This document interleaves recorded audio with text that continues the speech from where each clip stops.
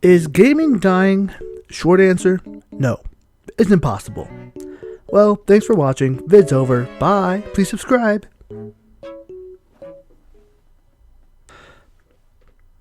But what if, well, maybe...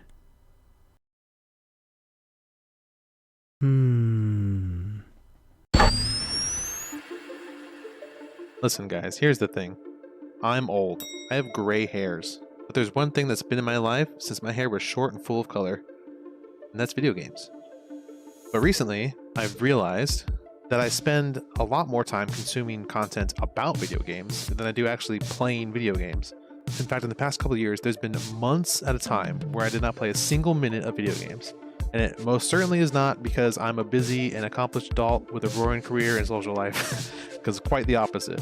My life mostly revolves around watching YouTube videos, streams, and shows, but I actively miss playing video games and spending countless hours immersing myself in creative worlds and game systems, and it seems like I'm the only one with this problem. If you look through the internet, you can see a subtle trend growing. An internet boogeyman. That gaming, for whatever reason, is losing its appeal. I wonder, is it really? I wanted to jump on the trend and give my take on it. I think about the great 1983 video game crash.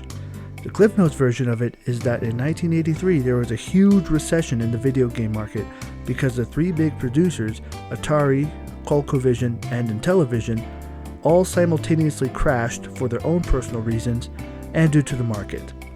The market at the time brought forth the birth of third-party developers like Activision, thus bringing too many games too quickly of poor quality, leading to lower than expected sales for all three, leading to poor consumer trust. And then E.T. I look at the market space today and what do I see? We got the big three producers, Nintendo, Microsoft, and Sony, with a slew of third-party developers and indie developers, thus bringing too many poor quality games, leading to lower than expected sales, leading to poor consumer trust? Am I missing something? To be fair, it's not exactly the same.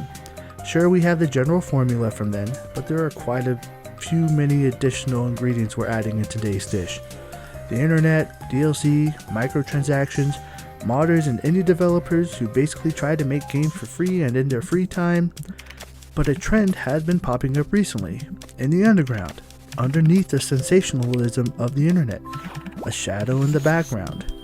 Why isn't gaming fun anymore? It got me thinking, is this just a momentary occurrence? Or is it something deeper, bigger? Could gaming actually be dying? Again, short answer, no. Gaming today is far too big for it to truly crash. I googled how many gamers there are in the world today and I got this answer. That is literally almost half the entire population. However, I think it's a bit misleading. You want to know why? Because the definition of gamer is simply one who plays video games as a hobby. For those in the industry, it's easy to associate a gamer as a person who stays in their room sweaty all day playing World of Warcraft or League of Legends or Smash Bros or Zelda or Final Fantasy or Halo. But what say you to the professional Clash of Clans player? They can take out this Tesla farm. Oh, there's a giant bomb. Doge is hanging on in dear life, trying to move his way in the multi-target for the red mines. Then does not go down. The queen is staying alive. The queen is alive with a unicorn. The multi-fern tower is staying alive as well. The Hazebill trying to get the last loot onto the multi-fern tower. And he got it. He's gonna do it. World Championship on the line. 95%. Bejeweled Blitz?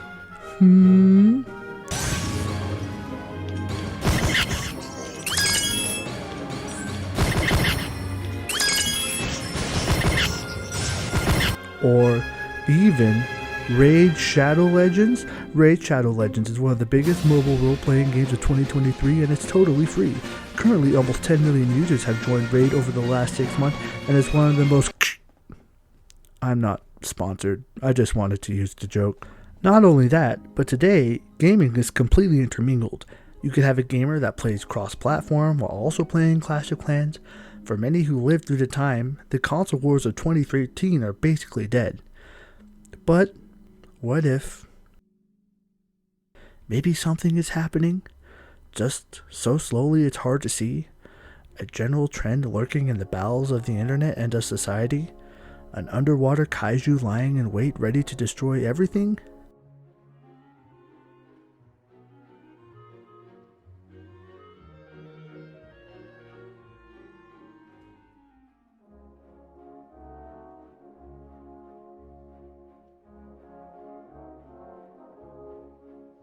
I just keep going back and forth on it. Let's break it down real quick. When you watch a video about the industry dying, there will be several common threads that roll through it. The most confusing, if you want to go the scientific route, you see gaming. When playing a game, it activates the reward centers in your brain. Overstimulating these reward centers can cause you to dislike the gaming by proxy. There's the corporate angle. AAA games are just cash money, cash grabbers optimizing the gaming experience to make cash rather than to make fun. The nostalgic angle. Back in my day, I could play video games for hours upon hours. Am I losing my sense of touch? Or the personal angle. Maybe I'm the problem.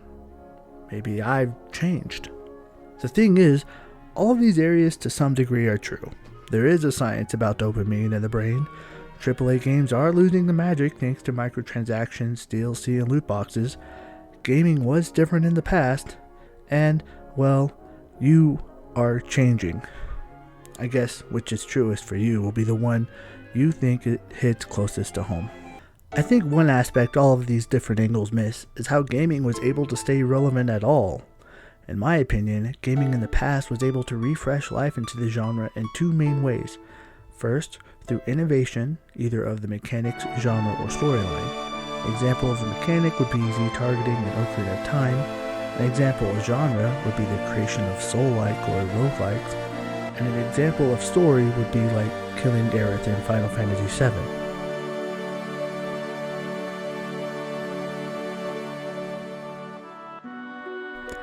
Second, through graphical upgrades, which are fairly self-explanatory. Now, however, since graphical upgrades are either too expensive, barely noticeable, or not even necessary in a lot of cases, that leaves it to the mechanics or storyline, which feel rehashed, reused, recycled, taken advantage of, or worse, all of the above. And after that, the entire industry is being hard carried by streaming. This is where I see the slight possibility of the death of gaming.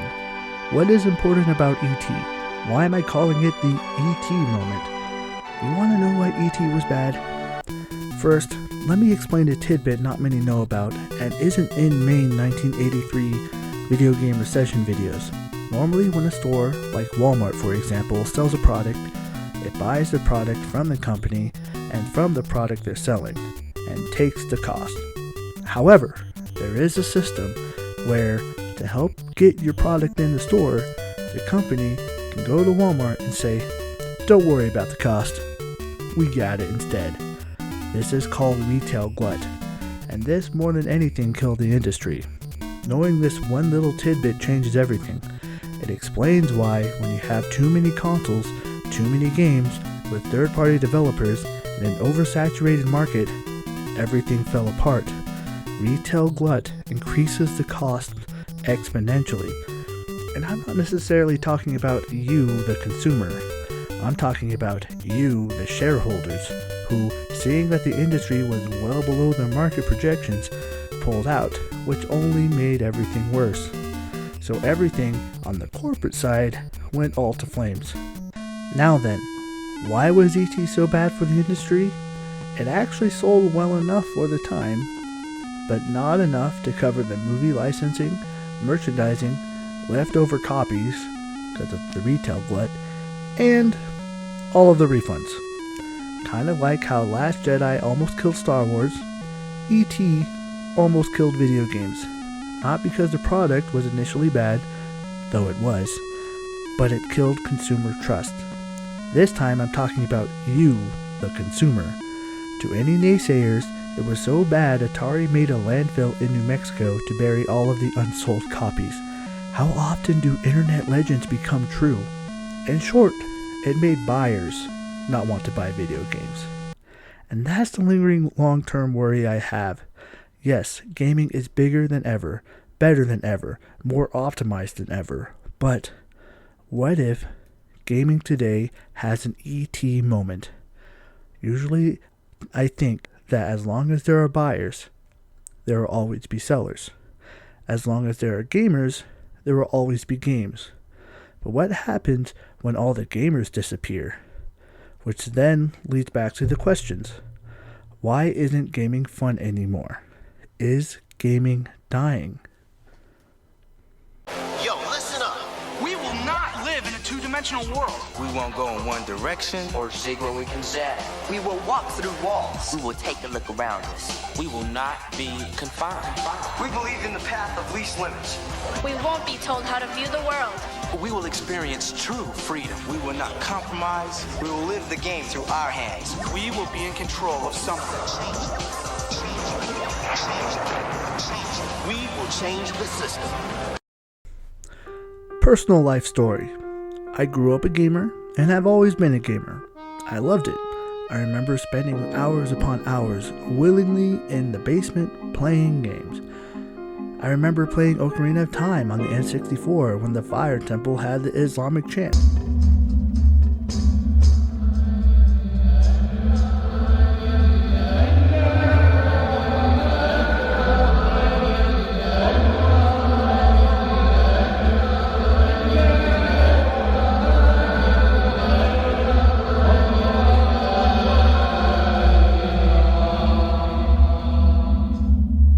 And I joke about how my biggest claim to fame in life is I beat the Water Temple by myself when I was 8 back in 1998, pre-internet.